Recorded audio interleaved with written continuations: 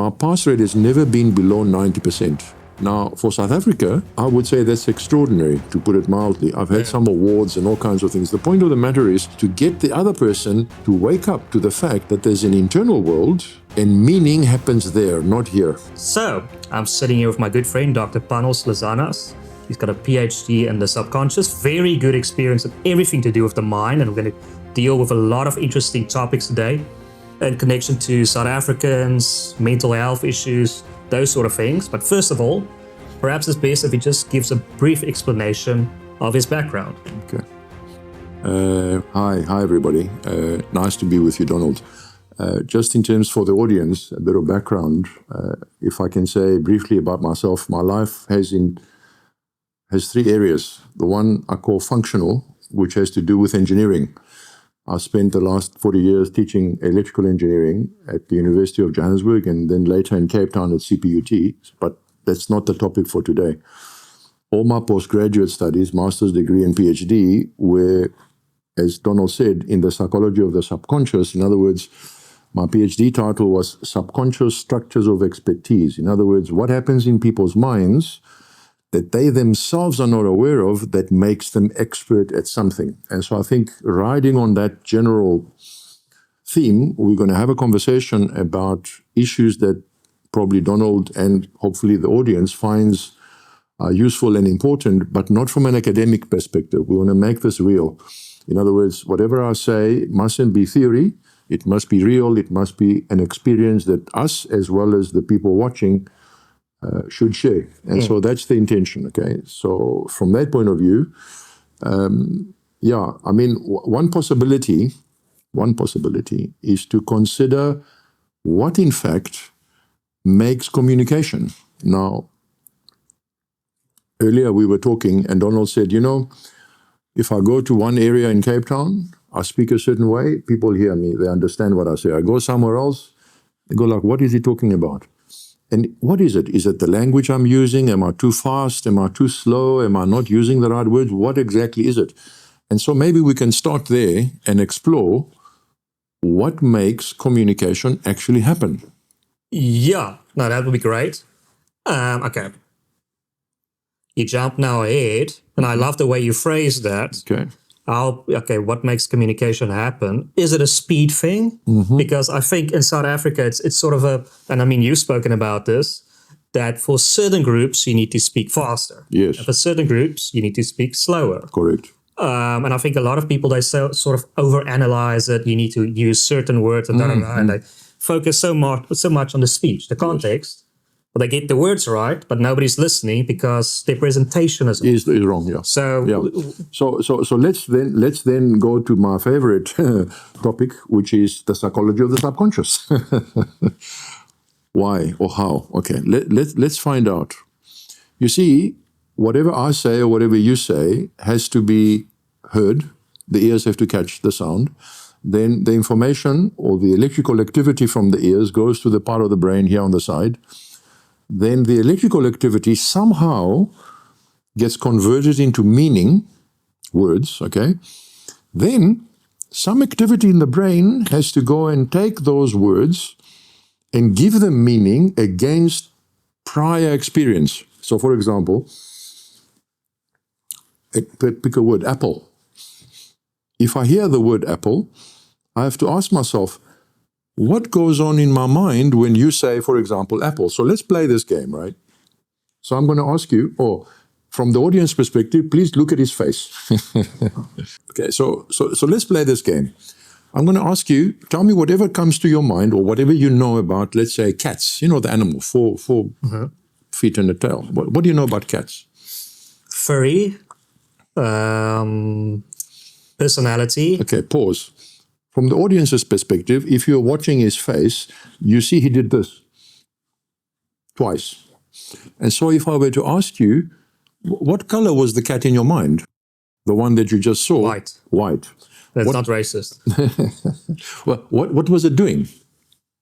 It was hunched. Right. Now, two questions. Did you decide that there's going to be a white cat hunched doing what it does? Or was the cat doing what it wanted to do? I decided. You sure? In other words, did you go like this? Okay, now I'm going to imagine a white cat and it's going to be this far away, that time of the day, doing this particular thing. Now it's going to move this foot. Now it's going to move that foot. Or did it all just happen like video? Yeah, perhaps I'm trying to be too clever, but I'm sort of my mind create. Okay, but I get what you're saying. It was. So the first point is, hey, wait a minute. In response to a sound called cat, your brain got it, went and found through all the experiences you've had with cats, it found the library, the video library, it found the particular cat video and started playing it. So everything you were going to tell me would be commentary on that video that you were accessing by doing this. You were talking to me and then you were looking at the video and then talking to me and looking at the video. So technically, therefore, you were reporting about what your brain is doing in response to the word cat. Now comes an interesting question. It's a little bit profound, so let's build it up a little bit. Tell me something. Were you aware that you were looking at a white cat before I asked you what color it was? No. No. This is so important. Why is it important? Well, the first thing is this. All of this was happening. We know. We saw the evidence. You told us about it. It's done. But it was happening outside of awareness. That's number one. Number two, whatever that video was doing determined your behavior. For example, let's test this a little bit further. Do you like cats? No. Great. So while you were talking about cats, how were you feeling? Angry. Right. Depressed. Suicidal. Okay. Okay, so imagine, by the way, when you saw the cat in your mind, how far was it in your mind? Well, that's an interesting question. Well, I was not in the setting. Doesn't matter. But there was a cat somewhere. How far was the picture of the cat? Far away. Great. So here's what I want you to do. Wherever the cat is, far away, and we saw in your eyes where it is, imagine the cat, mental image, coming closer and closer and closer and closer. And how do you feel? You get it. Wow, this is real mind over matter stuff, right? So not only is this image responsible for altering your body chemistry, if we took blood before and after, you would see a change. There will be a hormonal, whoa, some cortisol might come up. Okay, so that's number one. So therefore, what is interesting is, not only is that video determining your state, it also determines your behavior. Okay? Because cat is a nonsense word. I mean, there's no real value to it, or there's limited value to it. But if we were talking about something like, let's say, politics or crime or whatever, something more significant, right? Your behavior would be determined by the kind of video your brain is playing that you are not aware of. Now, the question is, if you are acting under the instructions, let's call it, of an invisible video playing in your mind, who's running the show? Not you. Ah. Therefore, now this is the profound part, audience, pay attention. Hey, technically we could say, with some confidence, without being too bombastic, hey, that from this day forward, you can clearly say from now on I'm human. Why? Because I'm now aware of all the, call it programming or conditioning, which manifested in this cat video that runs my life, my behavior and everything else. For the first time in my life, I'm now conscious of it. To that extent, as you saw by the cat coming closer, you can also make it further away and you feel better, I hope. You can test it, right? Suddenly you can say, wait a minute, I now have the opportunity to interact with that part of my life experience which up to 10 minutes ago I wasn't even aware of. That, in my opinion, is the first criterion of saying, wait a minute, I'm therefore in a position to at least consider what my future will be about. Now, coming to the communication story, right? As you were telling me about the cat, because I'm familiar with all this, right? Mm-hmm. As you were looking, I was trying to hear your words, and then I had a different cat in my head. Oh, okay, what cat did I have? Well, strangely enough, it's going to sound peculiar, but I saw a snow leopard in the Himalayas. Why? Because I've been there and I've seen funny things and so on. Because your, let's call it level of excitement, you were talking about the cat and you were looking, that energy level reminded me of how I felt when I was in that environment. In other words, I picked up on your energy, if I can use the word. Okay. My brain said, oh, this is an exciting thing. Oh, exciting video of cats, boom. And I was transported to India suddenly. Okay, so therefore, what is actually happening here is there are two levels of communication. First of all, there's words, cat. Then there's tonality. Da, da, da, da, da, da, da, oh. Then there's body language. Like, for example, if I do this, you might go, whoa, what's happening? Or if I do that, you might think, why? Okay. So body language, tonality, and the words combined result in communication. However, if I were to say to you, Donald, what do you know about Struthocamillus? What do you say? Fuck all. Exactly. Now, if I change the term and I translate it into English, I say, well, what do you know about ostriches? There, look at the eyes. Took the eye. Immediately, your eyes outside of your conscious control accessed some image of a ostrich. Yeah. Right. And then you start telling me about them. Yeah. So yeah. Sort of you said a word I had no idea, so the eyes had nothing to do. Nothing. You said something I did. Now the eyes were searching for that object. Okay. Yeah. And your eyes are great because you're very visual. Boom, the eyes move. Sometimes people are a little bit slow. There are nuances to this. There are specific sensory preferences that certain individuals have. Some people are more interested in feelings. You visually, obviously, inclined, so it makes it easier for the audience to also see. Others are auditory. They hear more than what they see. There's a lot of variations to this, but the bottom line is communication happens inside.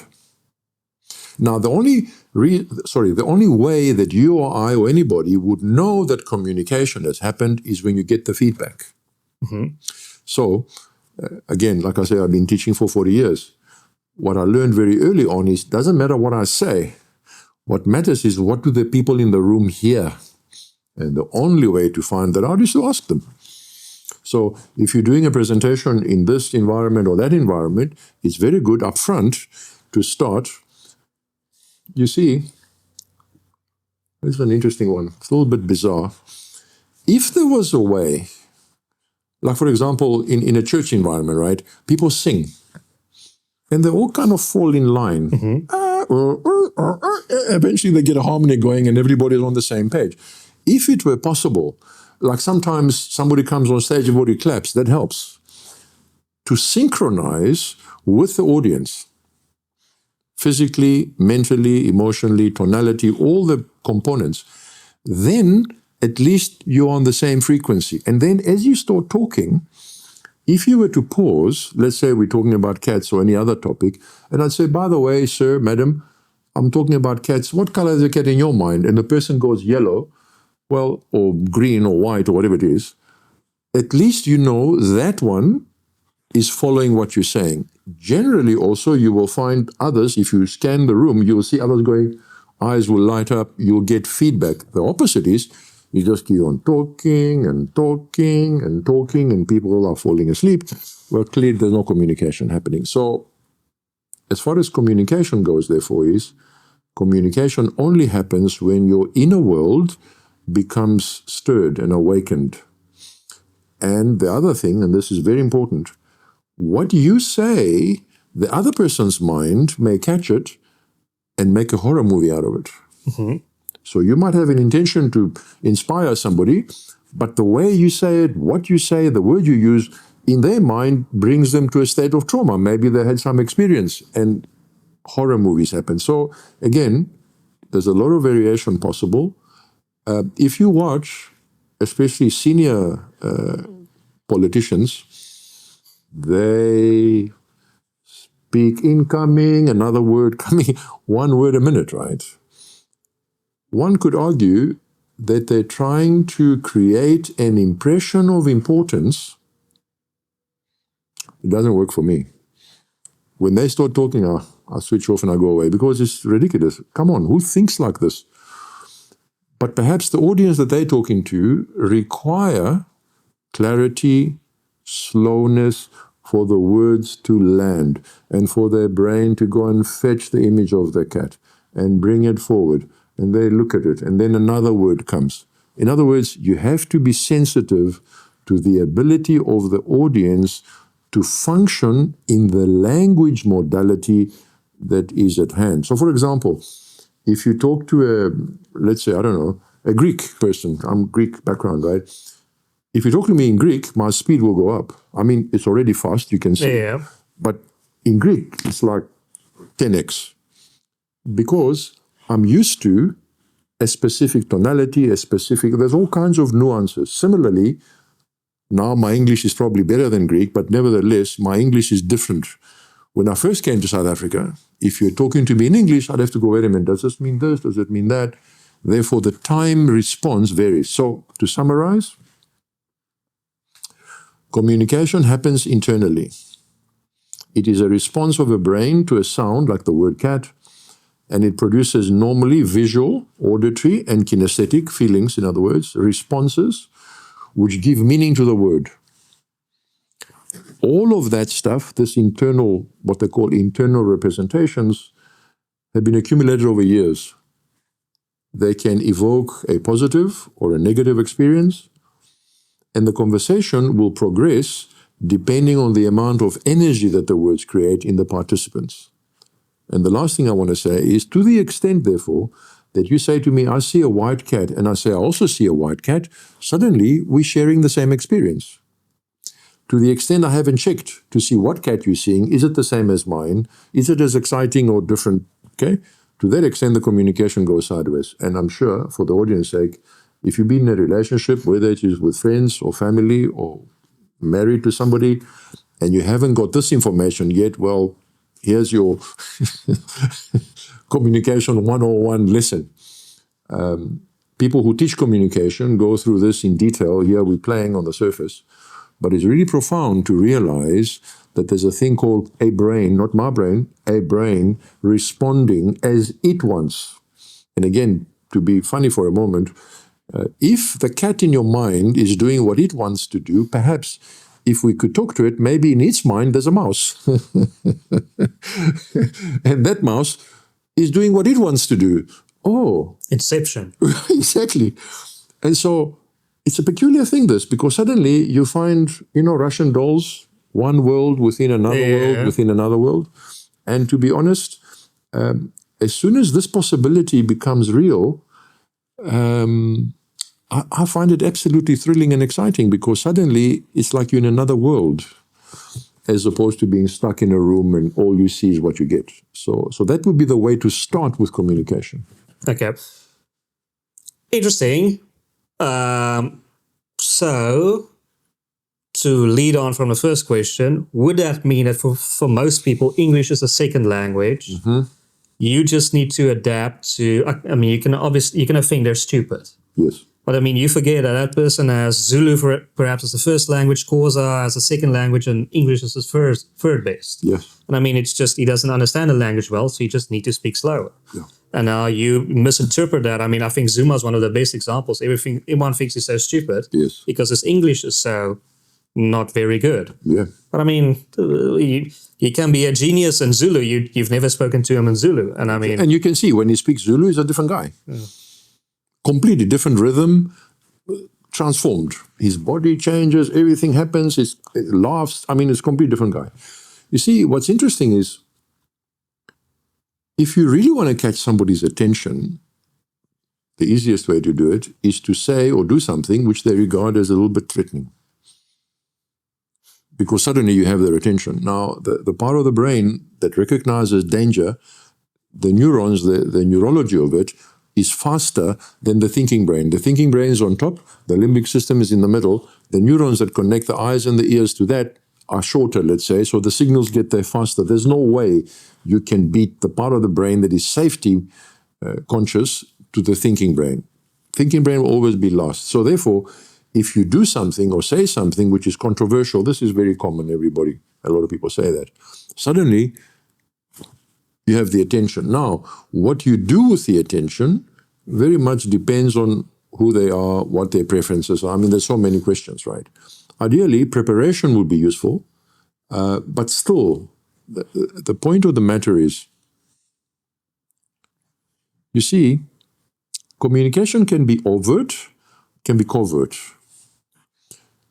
Because of my experience, covert for me is not really, I don't care about that. It's overt communication. And so in my working life, I made it my business to interact with students one-on-one. Obviously, that took an enormous amount of time, right?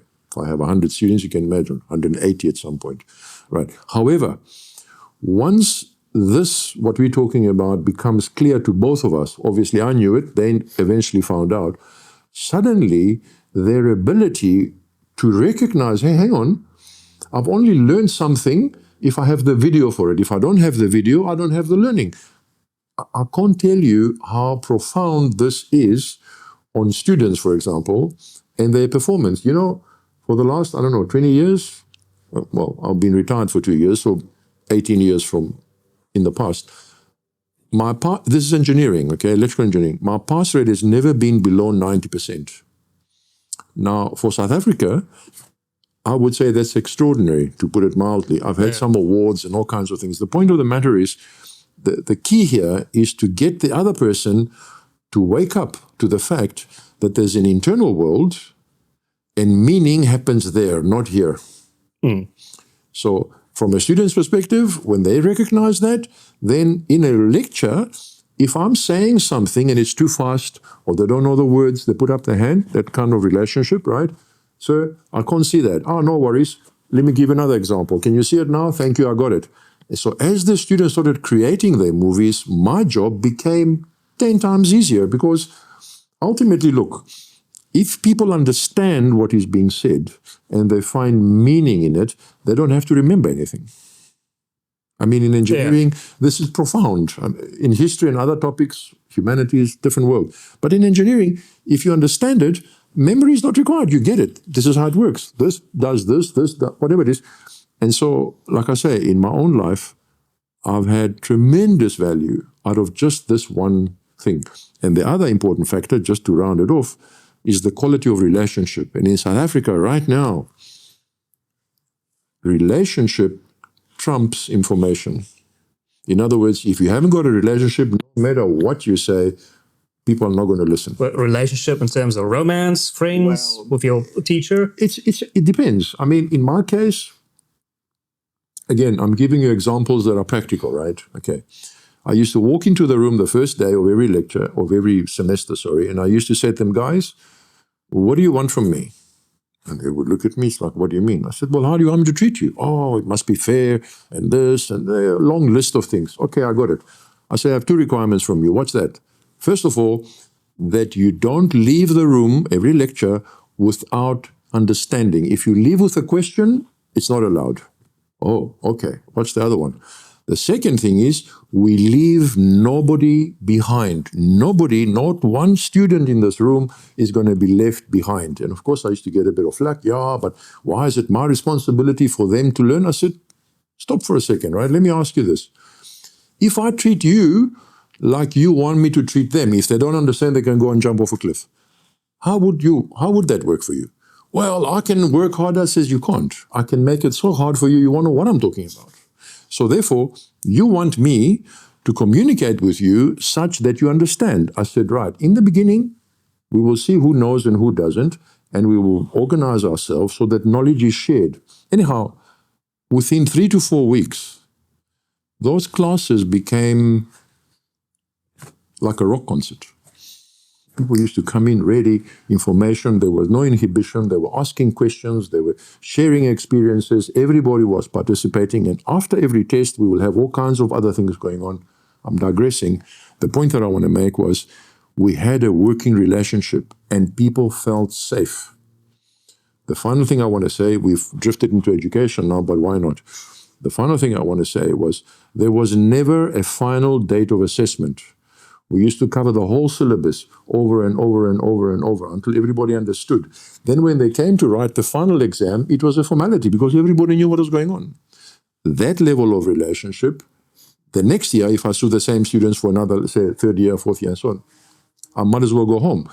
It was so easy for me and for them because there was no fear. There was no inhibition. The information was shared and distributed. People used to correlate. They used to work together, answer each other. It was phenomenal what happened. So in exactly the same way, I'm suggesting on a broader South African context, if different groups of South Africans would just do this much, whenever somebody is saying something, the other one goes, wait a minute, is the cat in your mind, what color is it? Just start there. Oh, when I'm saying this and that and the other, the video is this. Because there's a bit of a poison, okay, especially in politically correct circles. Oh my God. You know, there's this theory and I'm going to use fancy words and I'm going to use shit that nobody understands. And everybody goes, Keeping that aside, if the intention is real, the communication is established when there's safety and the other person gives you feedback about what they heard from what you said. Once that happens, the two people are in the same mental space. That is communication. Okay. Moving on from that. Yep. There's a big mental health issue, around the world, especially amongst young people. Yep. Based on what you say, is it possible to minimize, understand mental health issues if you recognize there's a cat? Yes. And you just need to interact with it? Yes. You see, again, this is, what can I call it? This is an informal discussion. This is not an in-depth study of anything. We're just talking, okay? So I'm trying to keep it simple and make it practical, okay? So let me ask you like this. When you thought of the cat, which you don't like, and then we asked you and the image became closer, can you describe what happened in your body? Uncomfortable. Okay, stop. Now, anybody listening, what the hell does uncomfortable mean? I don't know. So, where was the discomfort? On the flesh, like goosebumps. Okay, where? On your hands, on your legs, Hands. on your face, on your hands, yeah? Legs. Do a scan and tell us, I feel this here, I feel that there. What was it? Full scan. I would say everywhere, like shivers everywhere. The whole body. The whole body. So, and it was shivering, you said? Yeah. Fantastic. I'm scared of cats. So now, from the audience perspective, right? If someone is telling you, when I hear the word cat, my whole body goes like this. How do you feel? Do you feel some empathy for this guy? Or is it irrelevant? Ah, okay. He's sharing his experience. In order for me to hear what he's saying, I have to internalize the words. Oh, and then I have to say, okay, wait a minute, I don't feel that with cats. Oh, but suddenly... Yeah. Okay. So the point that I want to make here is that most people are not aware there's a cat in their mind. Secondly, they haven't paid enough attention to be consciously aware of how their body reacts. Now, why is that important? There's a left brain and a right brain, there's a conscious mind, there's subconscious mind, there's all kinds of stuff. The point is, anything other than pure conscious mind, the thing we're doing now is conscious mind talking. It's on the left brain, Broca's area, Wernicke's area, the rest is doing something else. Actually, no, let me say something. I'm going to jump sideways for a moment. There's a guy called Sperry. He got a Nobel Prize for this. What was it? The bicameral mind. He showed proper studies, research and all the rest of it, that there are two parts of the brain. And if you cut in half, guess what? You get two people inside there. Wow, that's The interesting. one wants to go to the beach, the other wants to go to the mountain. The left brain has language. The right brain is silent. So how does the right brain communicate? It communicates through feelings and sensations. So when you're having the reaction that you're having, probably, this is very superficial, as I said earlier, we're not going, okay? Probably there's a part of your brain that is reacting through that medium. Not words, but sensations. Now, again, not for now, at some point one could go, okay, well, when you feel that feeling, where is it the most intense? When I now think of the cat, Yeah. like I said, the entire body. What do I have to?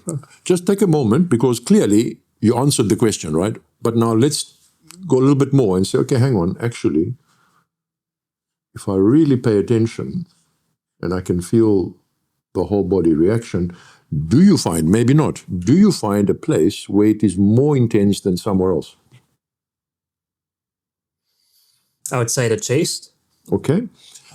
And how deep into is the feeling on the surface, or does it go inside the body? The surface. So it's on the surface. Mm-hmm. So if you say the feeling, the sensation is more intense in the chest, and you said it's on the surface, tell me this. If you put your attention further in, how does it feel? In other words, not on the surface, you put your attention in your chest. What does that feel like? Numb. So in terms of it's shielded, it's not there anymore. Right. And if you put your attention outside the body, Then I see it again. okay? So from the position of outside the body, you get perspective. Yeah. From the position inside the body, you get experience. The one is dissociated, the one inside is associated. Make sense? Check. This is question section. Okay, try I get it.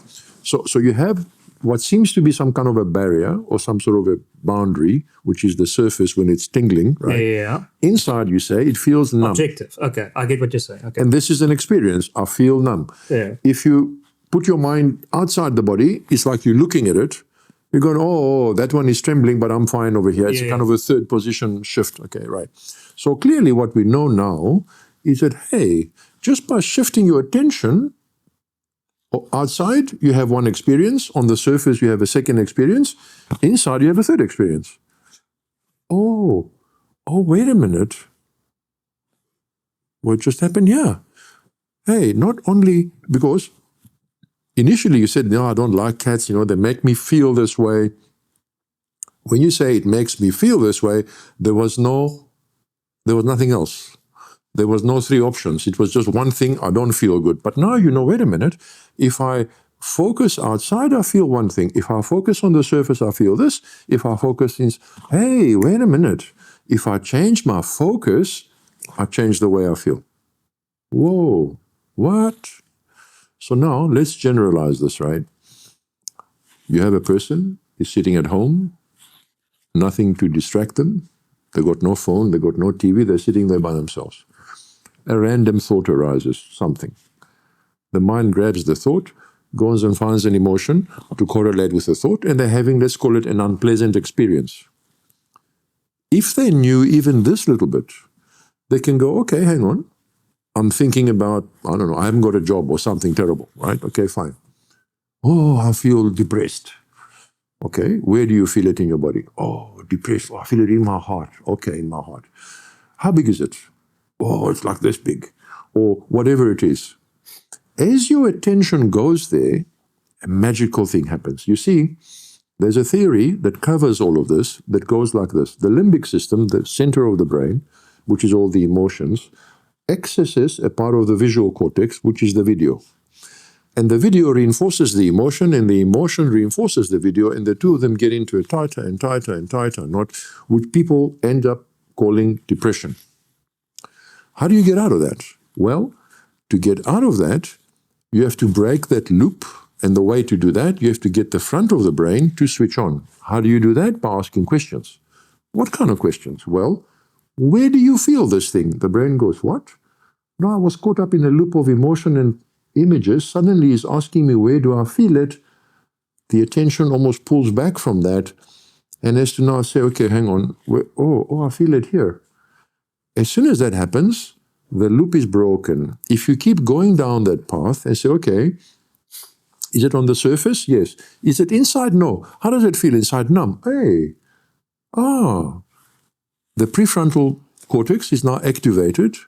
The loop is broken. It's like the spell is broken. And then you find options. Now, obviously, let me say it clearly, right? The game we're playing here is fun. It's trivial. We're not dealing with a real clinical setting. This is not therapy. This is two friends talking. I'm making this clear because I have no idea who's listening, right?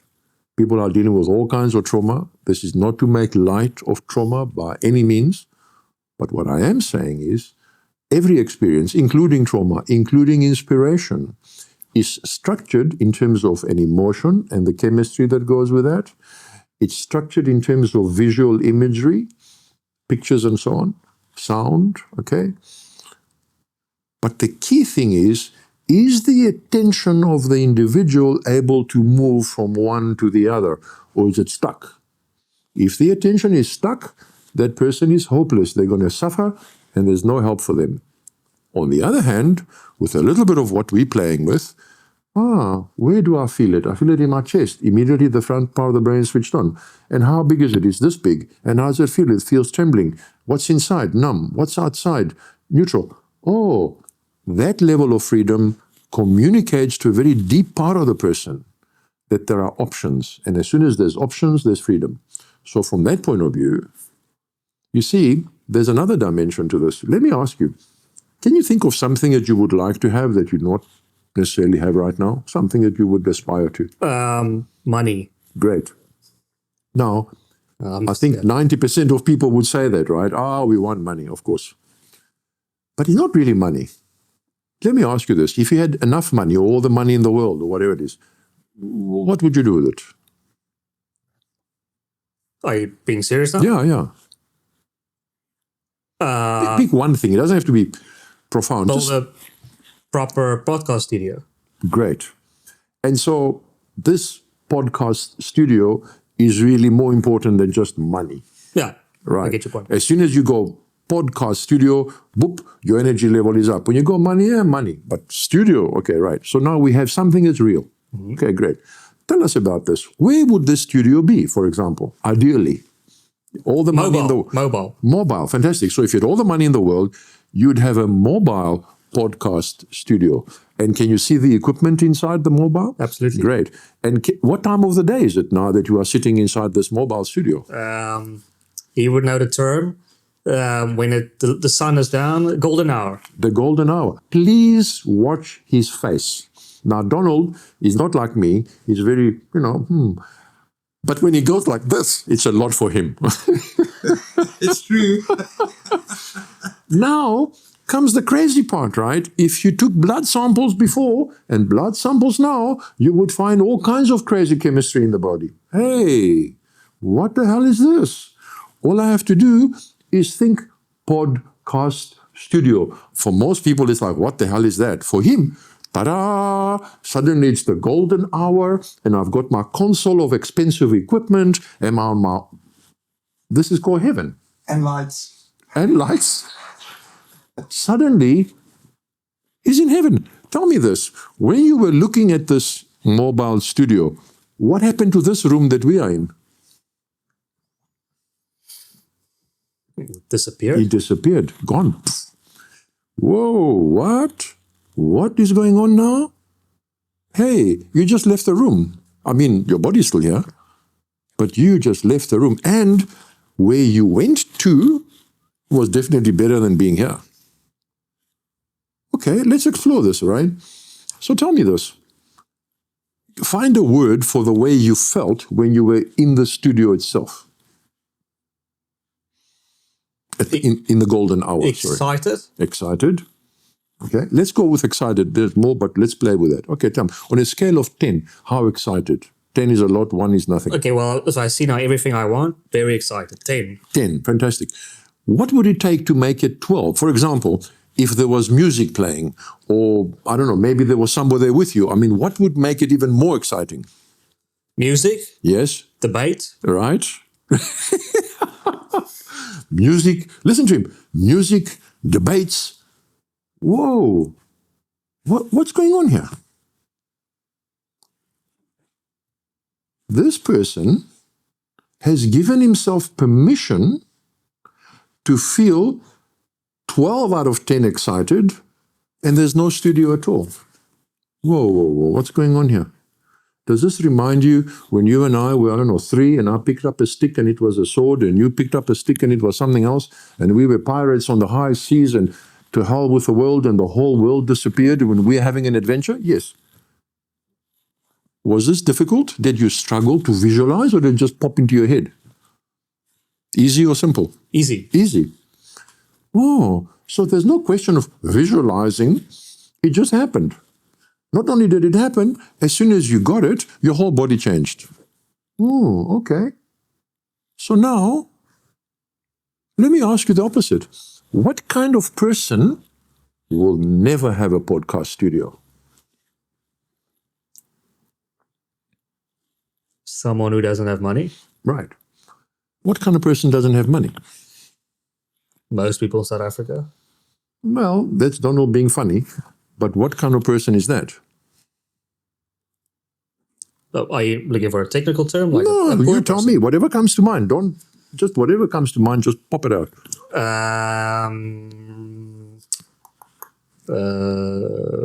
A cleaner. A cleaner. Okay. Please watch what happened to the energy. It just goes. It's gone. All the excitement's gone. It's now like this. Okay. And what happens to this cleaner? If he tries and tries and tries, still no money. What happens to them then? What happens to them then? Well, you're asking me out of my mind. Yeah. What happens in your? What does your mind do? How does it progress? How does this movie play out? Yeah, you have a cleaner. He's got no money. He's trying and trying and trying. Still no money. What happens then? Gets depressed, sad. Gets depressed, right? Where would he be if he was depressed and sad? Are you asking me the sitting? Yeah. What does it look like? Yeah. Hunched over on a chair, looking Right. at his Right. water, what do you call it, immer? Right.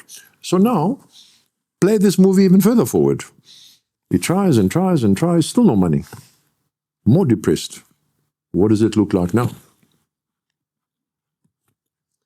Gets dark. Yeah, it does. It does. Again, for the sake of the audience, right? Again, this is not therapy. We're having a conversation for the sake of bringing this to public awareness, right? This is really superficial stuff. If this was real, we'd be going a lot further, but we're playing now, right? But just for the sake of this, what happens to this person if they try and they try and they try and nothing works? What do they end up as? Or either dead or very dead inside. And to play, Dead either way. yeah, and we can play that game and say, if they die that way, what will happen to them beyond? If they die that way, what happens to them after? Again, this is purely in your mind. This is not, we're not examining reincarnation here. I'm just Do saying, they get detached? will it be a good experience or a bad experience? Well, this is something I've always wondered.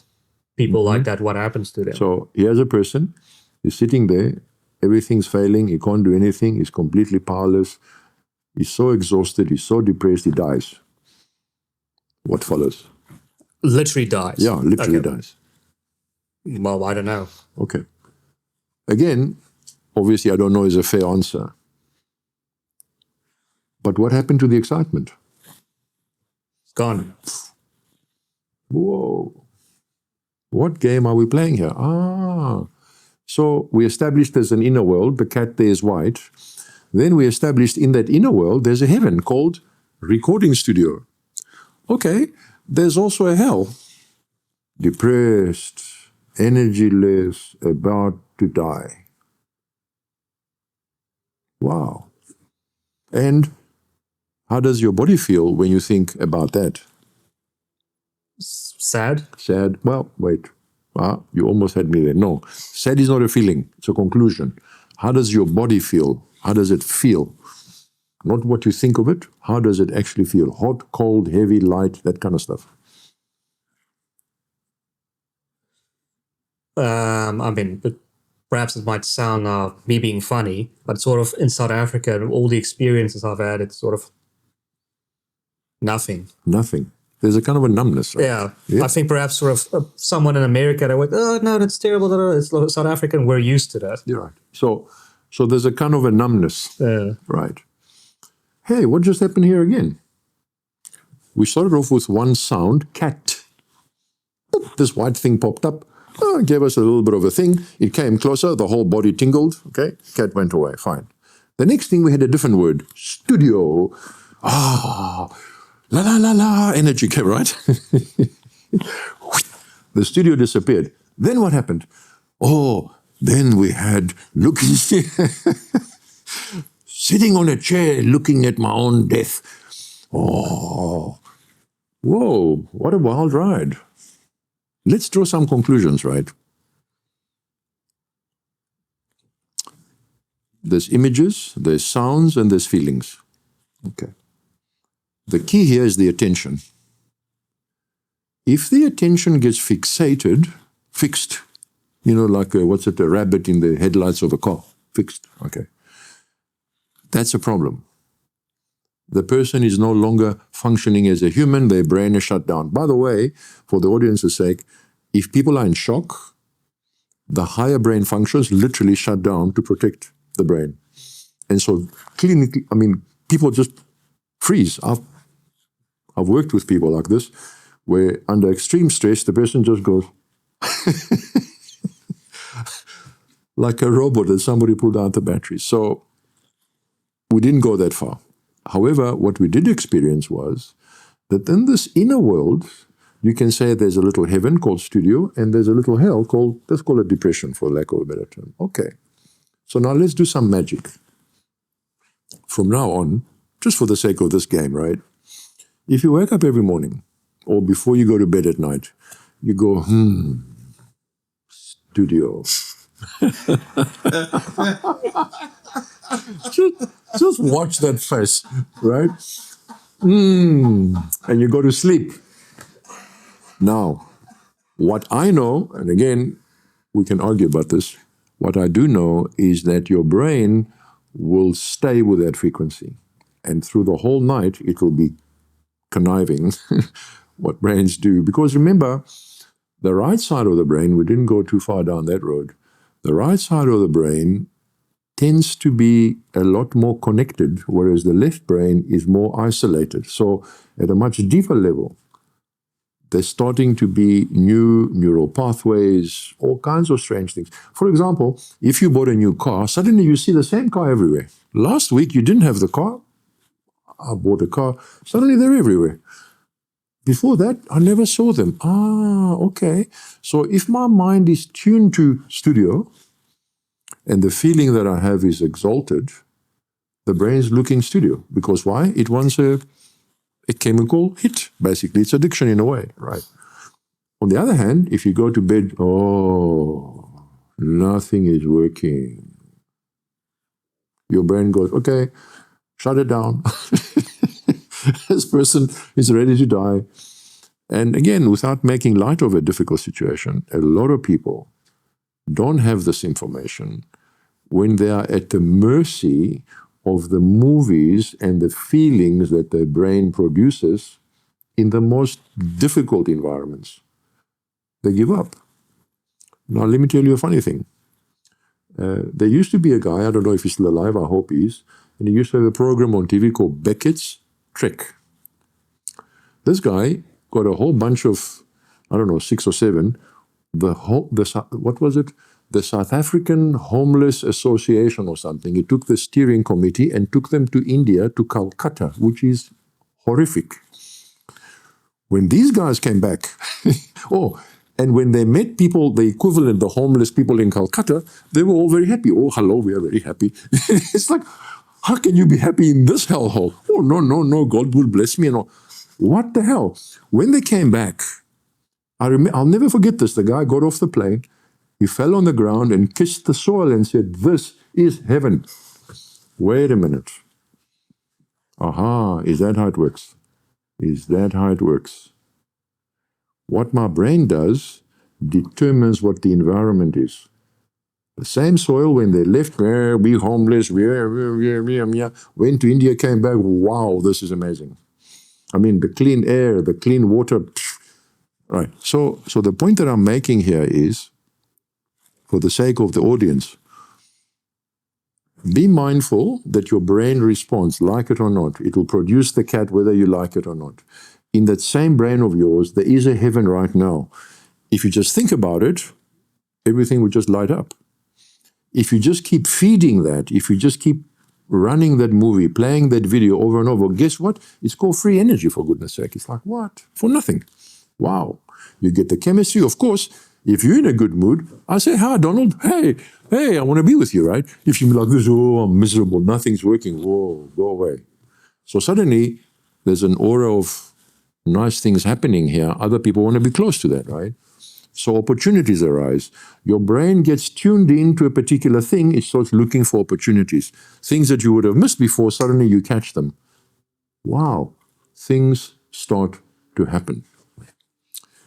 The conclusion of all of this, I'm going to give you an example. This was an experiment. I think it was done, I can't remember, maybe UCLA, but long ago, many years ago. They had two subjects. They were doing a hypnosis experiment, right? So person A and person B, okay. Every day these guys would come at 9, lie on two beds, and A would talk to B. Okay, relax, close your eyes, we're going for a walk, and we're walking down the lane, and we're seeing this tree, and blah, blah, blah, blah. 9 to 5 every day. They used to come, and tomorrow they would start where they left yesterday, and the trance would continue. After a week, approximately, B would preempt A and say, hey, do you see the yellow bird on the tree? Yes, A would say, I also see it. So suddenly, these two characters were in a different world, but they were having the same experience. After about 3 weeks, this is the weirdest thing, B disappeared. Like, what the hell happened? No, there's no B gone. Only A talking. Shit, what happened? When they would come back from the trance, B would say, where was I? Eventually he stopped. He says, I don't want to do this anymore because I'm gone. Now, in today's world, bringing in technology, right? I was at Wits University, maybe again, about 20 years ago, the thing called the Bernard Price Lecture. We had a guy from the UK who came out to give us a talk about implants, electronic implants into people's nervous system directly linking to the brain. He had one in his arm. If he could move his hand, there was a robot over there, the hand would move. Fantastic. Then he had another one where the other person would have the implant moved his hand, and he said he felt like somebody touching his hand. And he was explaining that the research, the way it's going, is going to be a full 5 sensory communication, not like a cell phone, hello, yes. You see what you see, you hear what you hear, you feel everything. Whatever the other person is having, you having here. This technology is upon us. Elon Musk, God bless him, is way ahead of everybody. It will happen. Okay. So we said to him, but how is this going to work? He says, very simple. It's going to start off by security. The banks are going to embrace this because you can, cheat with retinal scanning and all these other things, but you can't cheat with thought. Okay, so the level of security at the thought level is much higher than at the physiological level. So the banks will take it. Then it will explode because entertainment.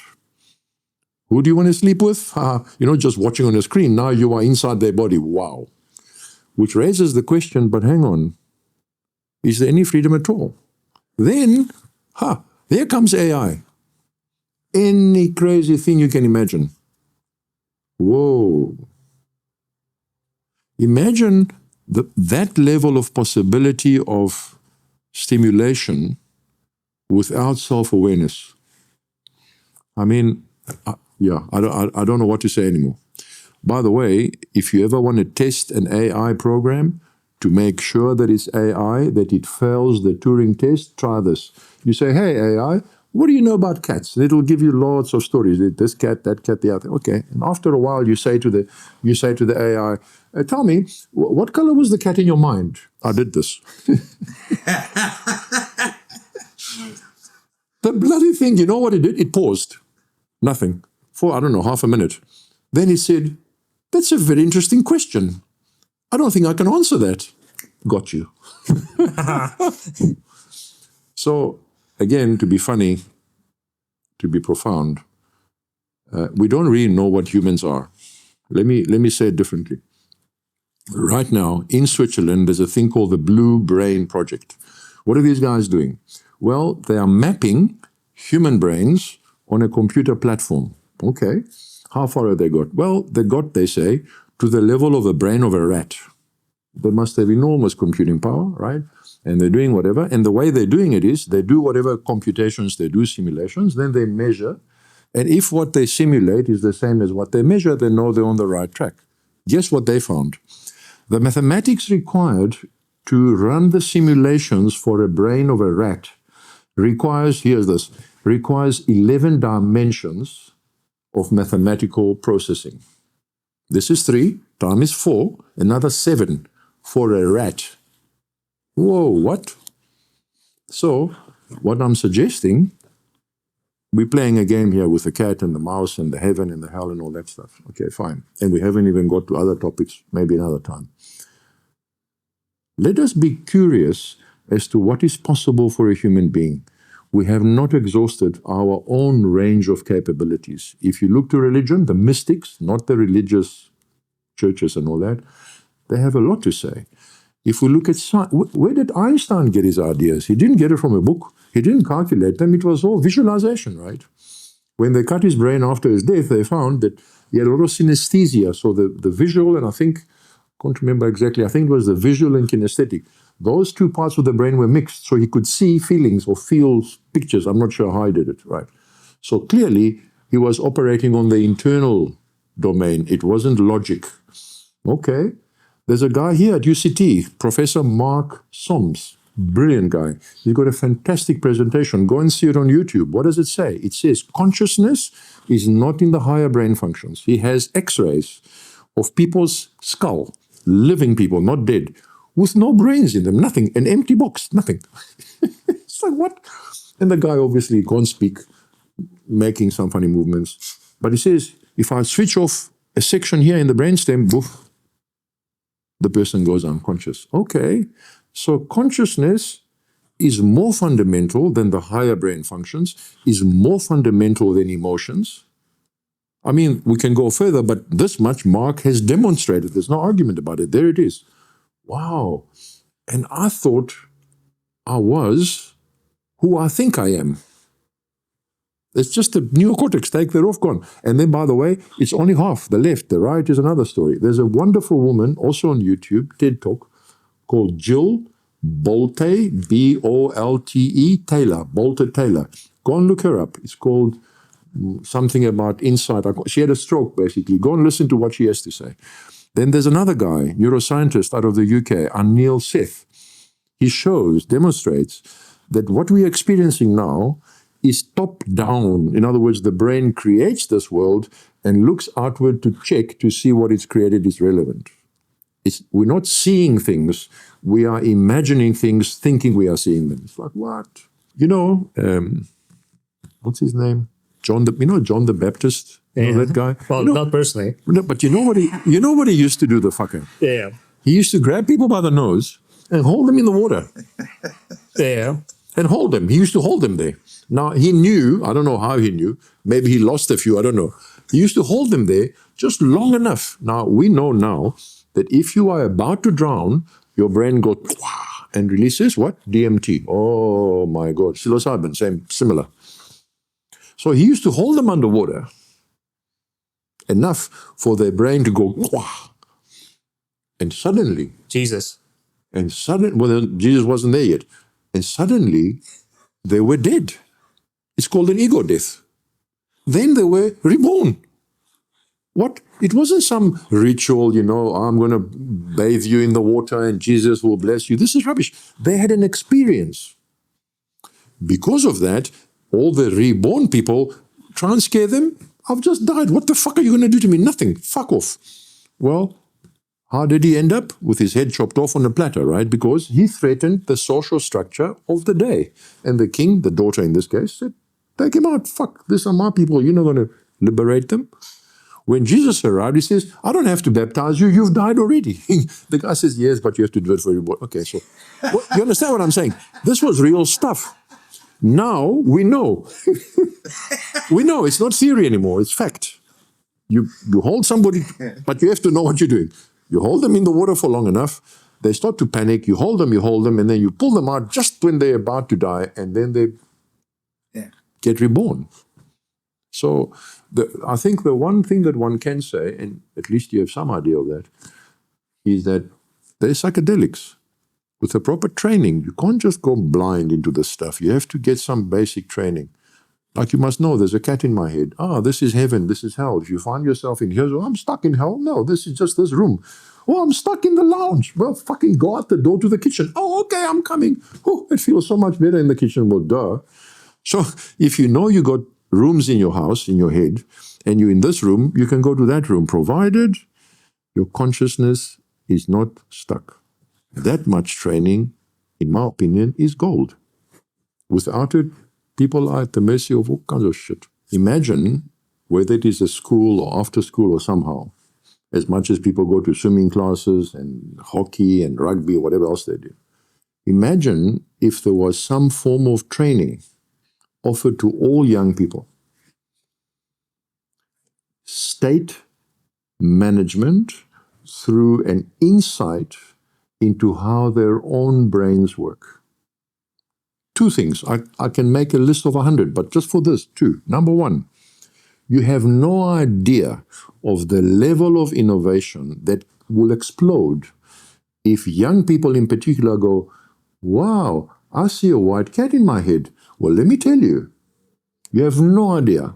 I mean, the next Einstein is just waiting to hit the scene. That's number one. Number two, freedom. If a person realizes that what I really want is the experience of the studio, whether I have the freaking studio or not, I am free. I'm not starving, waiting one day in the future to give myself permission to have this feeling I have to work and this and get equipment and a bus and whatever, and then I'll feel good. Feel good now and have the studio as well. But can it be synonymous? Oh, yes. Can't you paralyze yourself of just feeling good without then trying to strive for the studio? Okay, here's a great example of what happens when you think about something. I'm not saying think about it, I'm saying do it. If you go like this, studio, fucking studio. Well, you've just created that, which is nothing's happening. It's up to you. If you go, wait a minute, studio. What kind of equipment will it be? That, man, I can just touch those knobs. They're so, And what kind of I'll be sitting like this. How do I feel? I feel good. If tomorrow you do it again and say, well, I don't think studio was the idea, actually. Maybe now I want to, to go to the Bahamas. Well, clearly studio wasn't the thing for you. Sorry. Find out what it is the thing for you. In my case, I knew, fortunately, quite early, I was about 20-something, I'm definitely going to be doing teaching. There's nothing else I want to do. Get out of my fucking way. Boom. You know what I mean? Never worked a day in my life. If I had to be honest, if I discount marking, I didn't enjoy marking, all right? So twice a year for, let's say, 3 weeks, 6 weeks in a year. Yeah, that much I've worked. The rest of the time, I got paid for doing joyful things.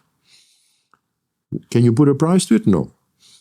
If I had more money, would I be happy? No, because I was doing something that was natural to me. I'm suggesting, please consider this. Don't listen to what your parents tell you. Don't listen to what your teachers tell you. Listen to yourself. What is your heaven within? Find out. Once you know that, you'll be free. Then, having the good feeling, you can go and pursue whatever you want.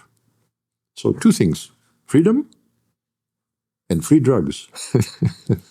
Because the inner brain chemistry is actually the highest quality of free drugs you're ever going to get. And it's safe. Okay, so it's interesting. You're actually sort of saying that if you keep your attention on it, beyond 3 seconds, whatever, and you keep your attention on it, one, you will be happy because, if you keep your attention if it's real. Yeah, but number 2, you'll also get there eventually because you keep focusing your attention. Yes. It's becoming more and more detailed. It's sort of obviously what you're imagining is becoming real to a certain degree. Let me give you getting to you. Here's what happened to me, right? I started working for Eskom in 1977. In those days, you used to get a bursary. They used to pay you money to study. It was fantastic, right? 4 years later, I finished my studies, right? And they employed me. For 6 months, I worked for Eskom in Joburg, in Germiston, in the protection department. I almost died of boredom. I couldn't stand it. In sheer, really desperate. I'm sitting at home and I think, I can't do this. I can't do this. What the hell am I going to do? What am I going to do? Boom, the idea came. Go back to university. Right. The next morning, I'm there. There was a guy, his name was Pete Doman. He was the head of department. I walked into his office. Now, I have no idea what I must have looked like. I said, hey, Pete, I want a job. He says, but we haven't advertised. I said, you must advertise. He says, okay. Next week, or rather the end of that month, I was working there. Like I say, I don't know, I must have looked like a crazy person. But he said, okay. I'll never forget his face. What I'm trying to say is that inner feeling of knowing, it's magic. There's no other word for it. If it's not there, you're still on the way. It's like love. You're either in love or you're not. If you are there, you'll know it. If you don't know it, well, wait for it, it will come. Don't worry about it. But if it's real, nothing will stand in its way. Nothing. It's like, wow. We had an experience here at UCT some years ago during the Fees Must Fall, right? They called me in. They said, would you do a presentation? I said, sure. Everybody said, don't do it. It's going to be a disaster. I said, why? Well, I'm just going to talk about the kit. No, it's going to be politics. Whatever. So I show up, a room full of people. I can see the SRC guys are sitting at the back like this. I say, everybody, da-da-da-da-da. Put a few questions on the board, and we started.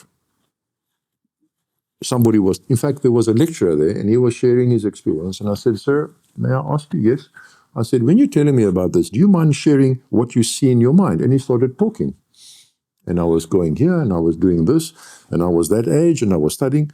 The whole room went silent because he was talking his experience. He wasn't talking bullshit words.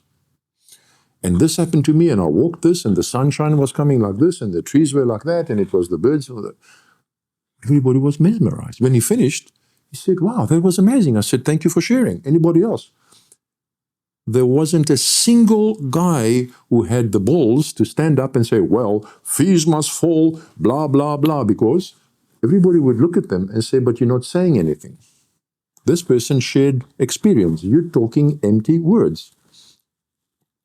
Similarly, I was invited to go to another department and do the same. Same thing happened. As soon as people sharing their stories, magic happens. There was a woman in a government department. I don't want to name it because there may be some confidentiality. This person, the head of department, wanted to make a video to make the vision statement of this government department real. Because it was all in fancy language, this, that, equality, blah, blah. I said, bullshit, let's make a video. And so we started off by having all the management in one room and talking. And there was a video camera recording. One woman stood up and said, I must share my story. Just thinking, wow. She says, I was practically living in the streets, looking for a job. I got the interview, I got the job.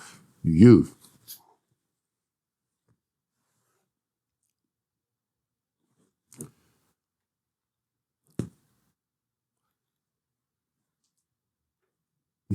changed my life, she says to the manager. Look at me, wow. There wasn't a dry eye in the room. Black, white, colored, women, men, you name it, everybody was in one place. That room, hopefully, I don't know what happened because I was just a consultant there, hopefully they managed to maintain that magic. What I'm saying is in South Africa, when people share their stories, we get it. And it's too simple, actually. So, shoo, there was a blast from the past. Finally, we've gone quite a way, but let's end off on this. As long as we're alive, we've never actually seen anything. What? Yes. Let's examine. There's a light. The light hits this. Some frequency hits here. So the light stops at the retina, actually. Behind there's electrochemical conversion happening. So the photons hit the back of the eye, then they become chemical, and then electrical signals that go to the back of the brain. The visual cortex is at the back here. Now, up to there, we cannot know what's going on. But how the hell does meat, because this is all meat, and electricity become images, and we have no idea at all, zero knowledge? How is it that consciousness is there to perceive these images that we have no idea how they're created? We understand how the electrical activity gets up to here, but how does electrical signals become pictures? And what is it, the consciousness, that is present to experiencing them? This is meat. What is this conscious meat? And so let us therefore be curious as to what is really going on. And again, if such matters matter to you, look at YouTube. There's endless options. The point of the matter is you can experiment at home. You don't need to go anywhere. You close your eyes, you just go the magical word, studio. And you are in heaven. Or you go, oh, nothing is working, and you are in hell. And the best thing is, once you're in the depths of hell, you go, bye, and you pop back into studio because you can. That's the thing.